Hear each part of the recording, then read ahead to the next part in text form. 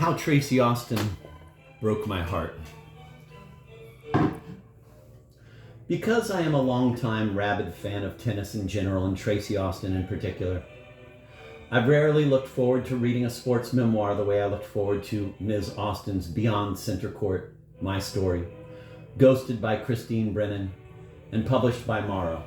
This is a type of mass market book, the sports star, quote, with, end of quote, somebody autobiography, that I seem to have bought and read an awful lot of, with all sorts of ups and downs and ambivalence and embarrassment, usually putting these books under something more highbrow when I get to the register. I think Austin's memoir has maybe finally broken my Jones for the genre, though. Here's Beyond Center Court's Austin on the first set of her final against Chris Evert at the 1979 U.S. Open. Quote, "At 2-3, I broke Chris. Then she broke me, and I broke her again. So we were at 4-4. And on her epiphany after winning that final, quote, I immediately knew what I had done, which was to win the U.S. Open, and I was thrilled," end of quote. Tracy Austin on the psychic rigors of pro competition, quote, "Every professional athlete has to be so fine-tuned mentally," end of quote. Tracy Austin on her parents, quote, "My mother and father never, ever pushed me," end of quote. Tracy Austin on Martina Navratilova, quote, "She is a wonderful person, very sensitive and caring," end of quote. On Billie Jean King, quote, "She also is incredibly charming and accommodating," end of quote. On Brooke Shields, quote, "She was so sweet and bright and easy to talk to right away." Tracy Austin meditating on excellence, quote, "There is that little bit extra that some of us are willing to give and some of us aren't. Why is that? I think it's the challenge to be the best," end of quote. You get the idea.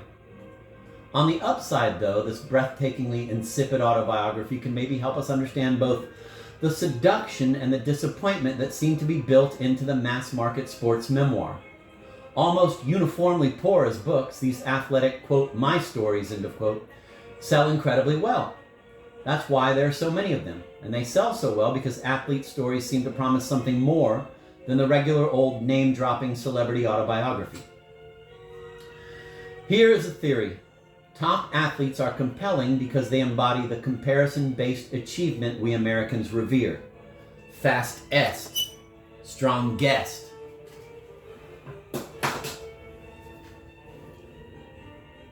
And because they do so in a totally unambiguous way. Questions of the best plumber or best managerial accountant are impossible even to define, whereas the best relief pitcher, free throw shooter, or female tennis player is, at any given moment, at any given time, a matter of public statistical record. Top athletes fascinate us by appealing to our twin compulsions with competitive superiority and hard data. Annoying piece.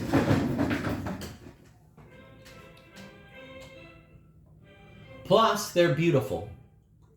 Jordan hanging in midair like a Chagall bride. Sampras laying down a touch volley at an angle that defies Euclid. And they're inspiring. There is about world-class athletes carving out exemptions from physical laws a transcendent beauty that makes manifest God and man. So actually more than one theory then. Great athletes are profundity in motion. They enable abstractions like power and grace and control to become not only incarnate, but televisable. To be a top athlete performing is to be that exquisite hybrid of animal and angel that we average unbeautiful watchers have such a hard time seeing in ourselves.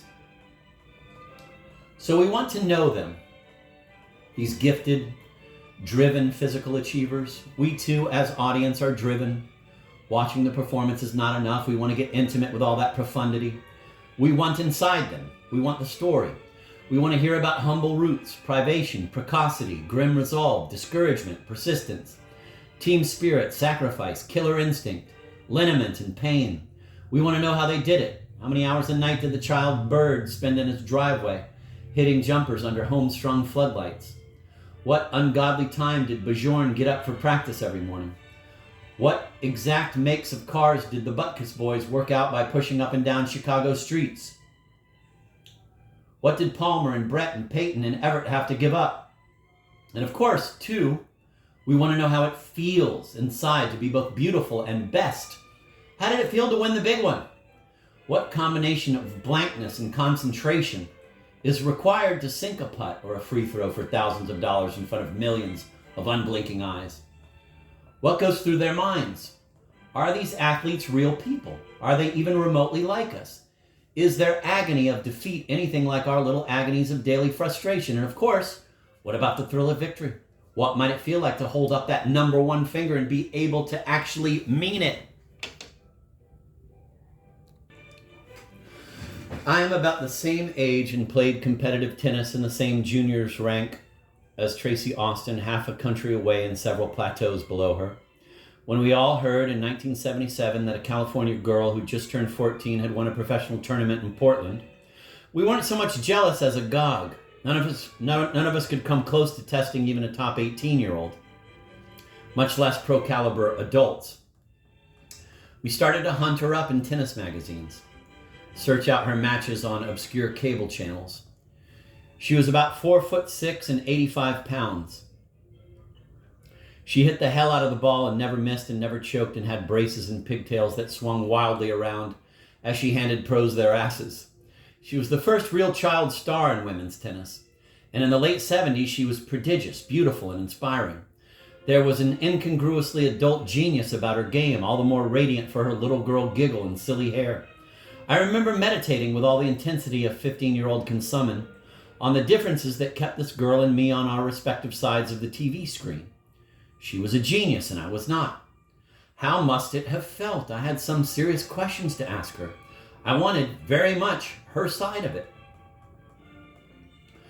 So the point then about these sports memoirs' market appeal, because top athletes are profound, because they make a certain type of genius as carnally discernible as it ever can get. These ghost-written invitations inside their lives and their skulls are terribly seductive for book buyers. Explicitly or not, the memoirs make a promise to let us penetrate the indefinable mystery of what makes some persons geniuses, semi-divine, to share with us the secret, and so both to reveal the difference between us and them, and to erase it a little, that difference. To give us the, we want, expect, only one, the master narrative, the key story. However seductively they promise, though, these autobiographies rarely deliver, and Beyond Center Court, my story, is especially bad.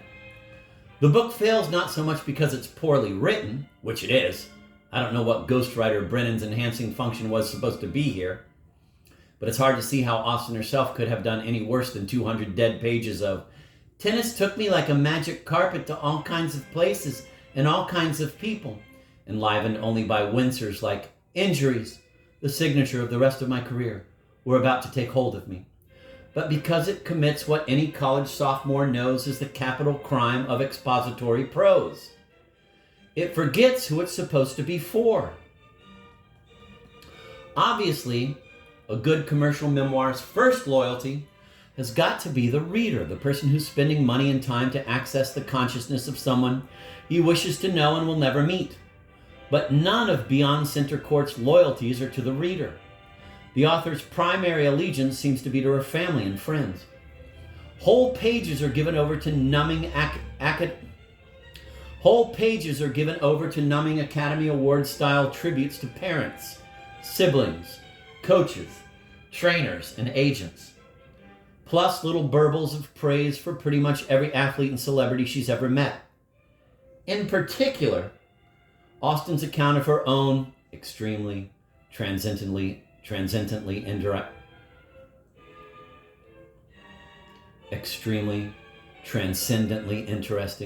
competitive career keeps digressing into warm fuzzies on each opponent she faces.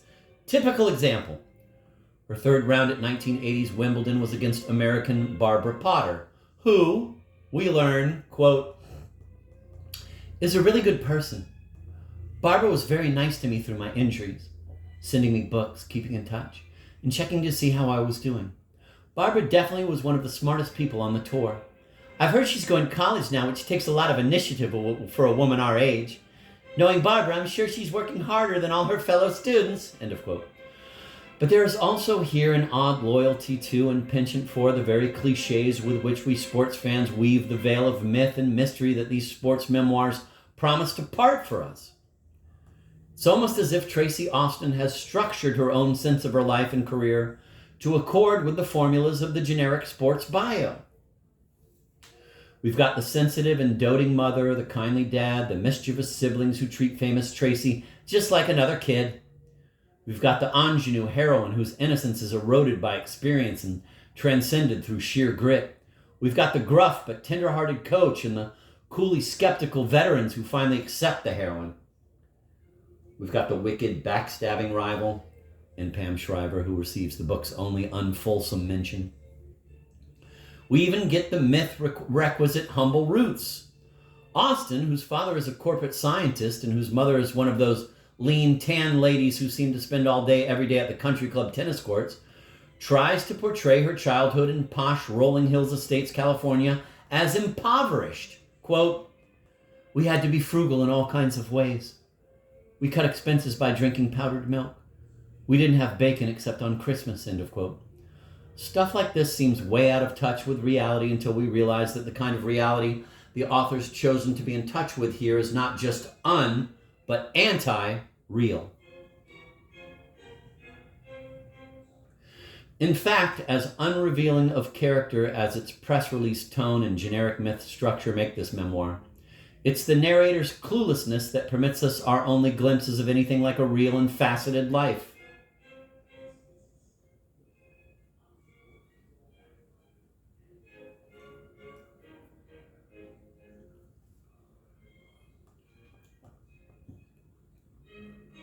That is, relief from the book's skewed loyalties can be found only in those places where the author seems unwittingly to betray them.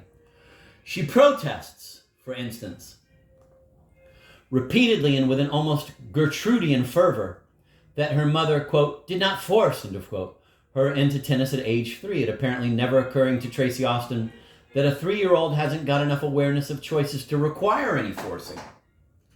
This was the child of a mom who'd spent the evening before Tracy's birth hitting tennis balls to the family's other 4 children, 3 of whom also ended up playing pro tennis. Many of the memoir's recollections of Mrs. Austin seem almost Viennese in their repression. Quote, "My mother always made sure I behaved on court, but I never even considered acting up," end of quote. And downright creepy are some of the details Austin chooses in order to evince, quote, "how non-intense my tennis background really was," end of quote. Quote, "Everyone thinks every young tennis player is very one-dimensional, which just wasn't true in my case. Until I was 14, I never played tennis on Monday. My mother made sure I never put in 7 straight days on the court. She didn't go to the club on Mondays, so we never went there," end of quote. It gets weirder.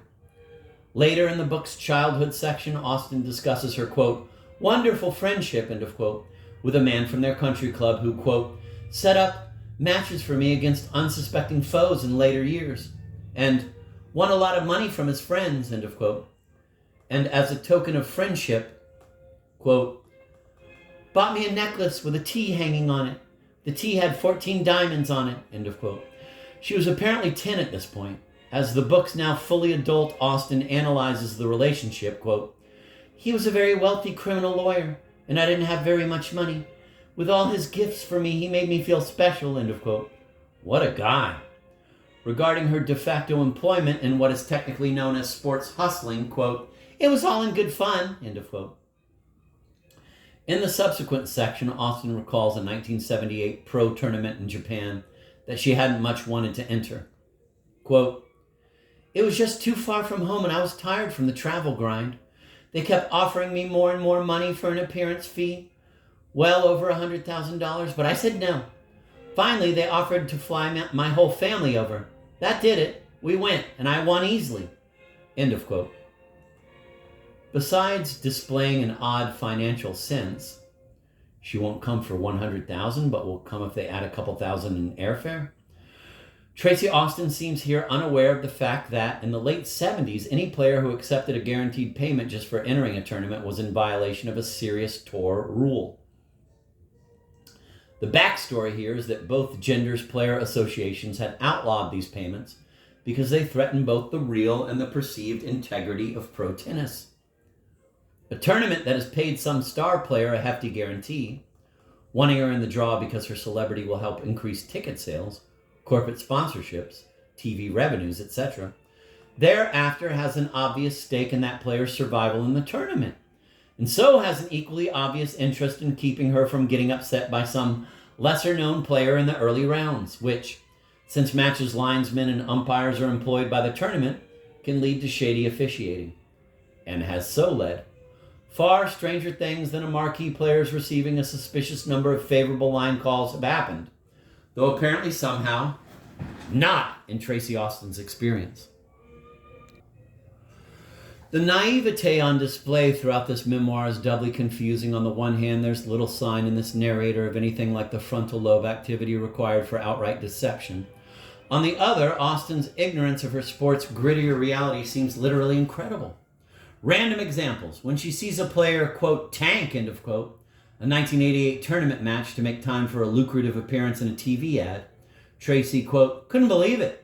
I never played with anyone who threw a match before, so it took me a set and a half to realize what was happening, end of quote.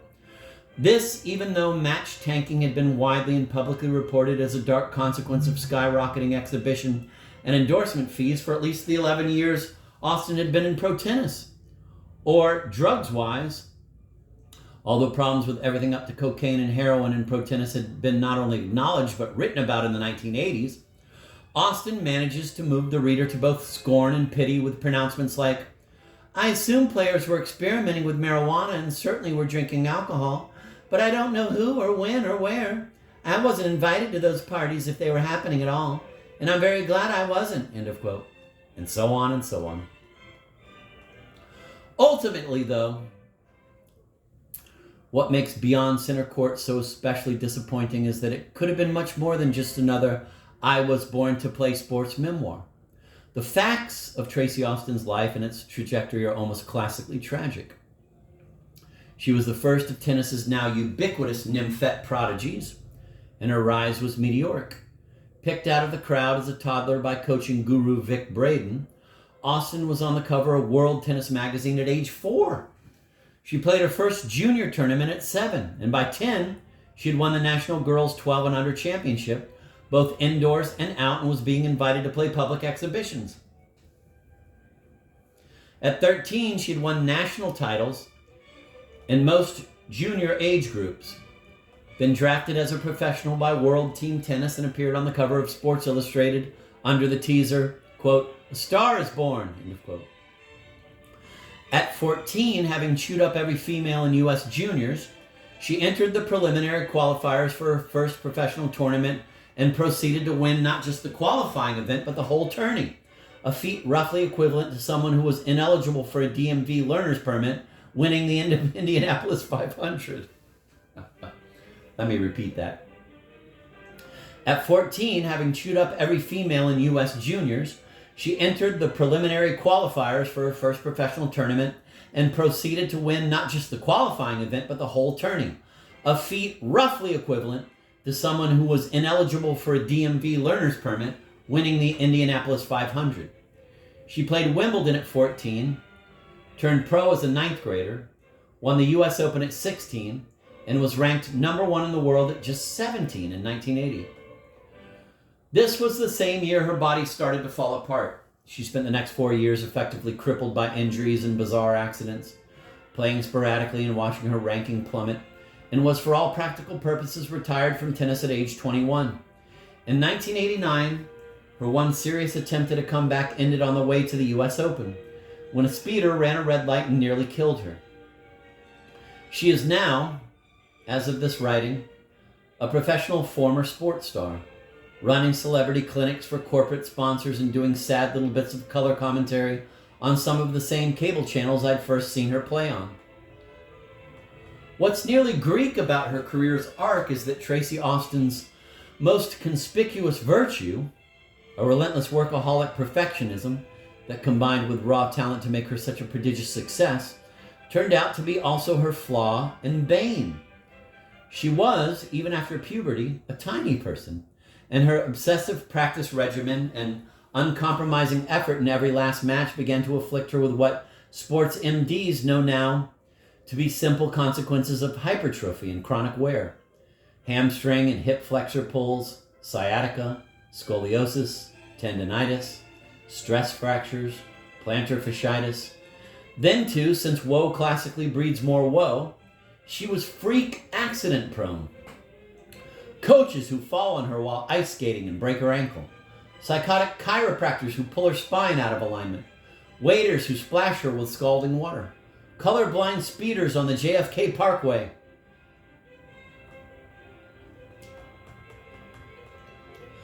A successful Tracy Austin autobiography then could have afforded us plain old plumbers and accountants more than just access to the unquestioned genius of an athletic savant or her high-speed ascent to the top of a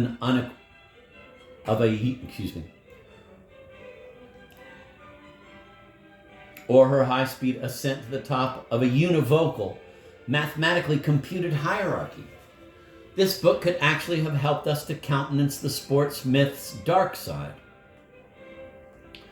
The only thing Tracy Austin had ever known how to do, her art, what the tragic, savvy Greeks would have called her techne, that state in which Austin's mastery of craft facilitated a communion with the gods themselves, was removed from her in an age when most of us are just starting to think seriously about committing ourselves to some pursuit. This memoir could have been about both the seductive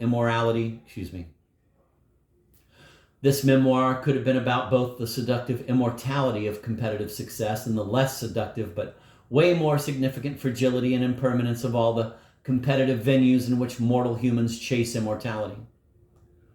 Austin's story could, since the predicament of a dedicated athletic prodigy washed up at 21 differs in nothing more than degree from that of a dedicated CPA and family man dying at 62, have been profound. The book could, since having it all at 17 and then losing it all by 21 because of stuff outside your control is just like death, except you have to go on living afterward, have been truly inspirational. And the publisher's flap copy promises just this, quote, "The inspirational story of Tracy Austin's long struggle to find a life beyond championship tennis," end of quote.